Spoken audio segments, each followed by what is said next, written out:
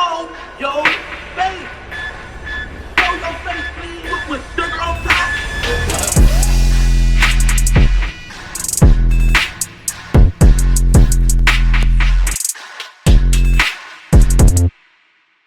Hey, what's up, y'all? Y'all know my slogan.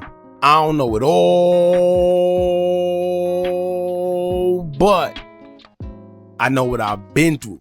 Now, before we get into this video, make sure you check us out on Patreon at www.patreon.com/Hookah Anonymous _. You guys been telling us to create one for the longest, so we recently created a community where we will upload videos that we can't share on YouTube due to their guidelines. We'll also be dropping the latest to there first, behind the scenes information that you wouldn't find anywhere else on our socials. So make sure you become a member, and after you do that, head over to our official Instagram page at Hookah Anonymous _ and follow us there.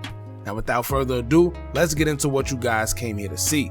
Now, it looks like there's some sort of light at the end of the tunnel for Lil Zay Osama, as it had recently come out that he finally pled guilty to a case that he caught in New York back in September of 2022. Now, if you've been following Lil Zay Osama, then you know he's been going through it when it comes to catching cases, because it seemed like he just can't catch a break. The case that we'll be talking about today, he actually caught not too long after being released from jail for a charge he caught back in 2020.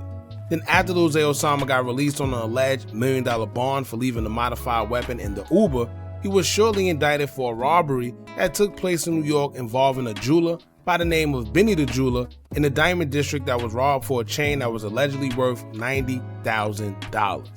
Now the story goes that Benny the Jeweler was called in the middle of the night to attend his store by one of his high-profile clients, and when he made it to the store, he was in there with a client when two men would run in and snatch a chain. The two suspects got away, and the chain they got away with was valued at $90,000. The men would get away, but unfortunately somehow police got a tip that the same car that was involved in the robbery was now located in Chicago. Police followed up on the tip, located the car, waited until the individuals got in the car, and when they pulled off, police would follow, and that's when the high-speed chase would start. Eventually the car was stopped, and three suspects, including Isaiah Dukes, aka Lil Zay Osama, would occupy the vehicle that fled from the police. As the vehicle was inspected, officers found a loaded Glock 29 with a laser and an extended magazine, along with another switch attached. They also found a loaded Glock 19 with a 50-round drum magazine that had the serial number scratched off as well. Aside from the weapons, police identified Lil Zay Osama wearing the same exact necklace that was stolen from the New York jeweler store that was valued at $90,000. So not only were they in the same car that was traced back to the scene, they was also in possession of the necklace that was reportedly taken. So whether Lil Zay Osama himself has something to do with it or not, it's clear that he has some type of knowledge in regards to the situation. And it's unfortunate because Lil Zay Osama and Benny the Jeweler were actually friends according to social media, and prior to the robbery, he was seen in videos with Benny as he bought jewelry from him. We got the new pave. Yo, Zay, what we doing? What's going on, man? All 2024, man. We turning the on these man. Whole new setup. I ain't done neither, nigga. Richard Millie on the way. What we doing, Benny? Yeah, we got the new Richard Millie on the way. You know what's going on. Big boy Annie right and here. We got the Annie. This ain't for the little boys. You hear me? Big boy. This is just a startup, Mo. We got more way. This is just a starter kit. You hear me? Let me get a zoom in on the night. Come on, man. Come on, man. Now when it comes to the case that he just pled guilty for, this comes after he left a .40 caliber Glock pistol on the seat of an Uber back in September of 2022. Reports say the pistol also had a switch attachment installed that turned it into a fully automatic weapon, which would automatically make the case federal, being that switch attachments are banned and illegal. This comes after Lil Zay Osama would travel from a Manhattan hotel to a recording studio in Queens, and the Uber driver identified Lil Zay Osama as the one handling the gun in the back seat, according to reports. When Lil Zay Osama got out of the car, he forgot the weapon in there, which led the Uber driver to call the cops. The cops would trace Lil Zay Osama back to his destination due to the Uber records, and at the time Lil Zay was on live. What's happening? What's going on?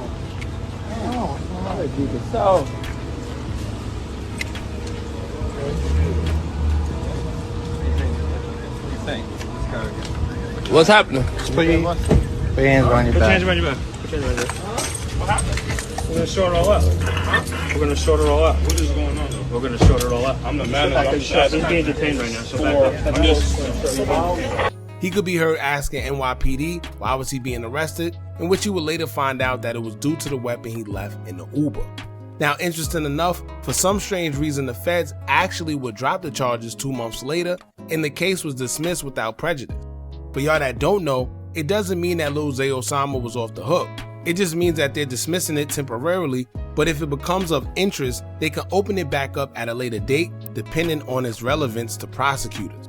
Lil Zay must have didn't understand that part because he would celebrate the dismissal and brag about beating the charge on social media. Court records will show that in an Instagram post, Lil Zay Osama would boast, saying, quote, "Better not listen to the media, they don't know my life for real. F that Wikipedia, case dismissed."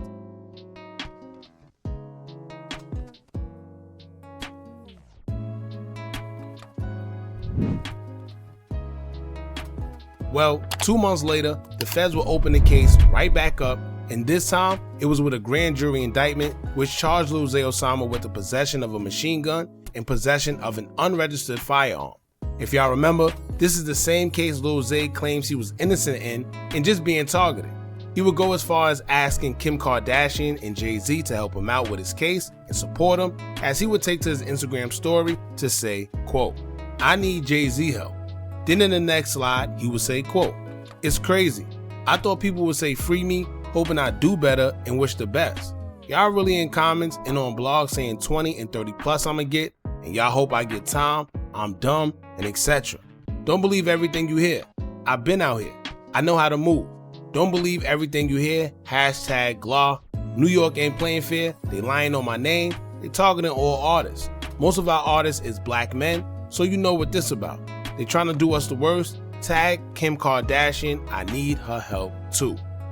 Now, I don't know what changed since then, but Lil Zay Osama have now pleaded guilty during a recent court appearance where he would admit to knowingly possessing a firearm that was a machine gun in Queens and knowing that it was wrong and against the law. The maximum sentence for the charge carries 10 years, but federal guidelines will make Zay Osama eligible for a sentence of 21 to 27 months. So let's see how that turns out. Zay hasn't been sentenced yet, he just pled guilty, so we'll have to wait and see what comes out of that.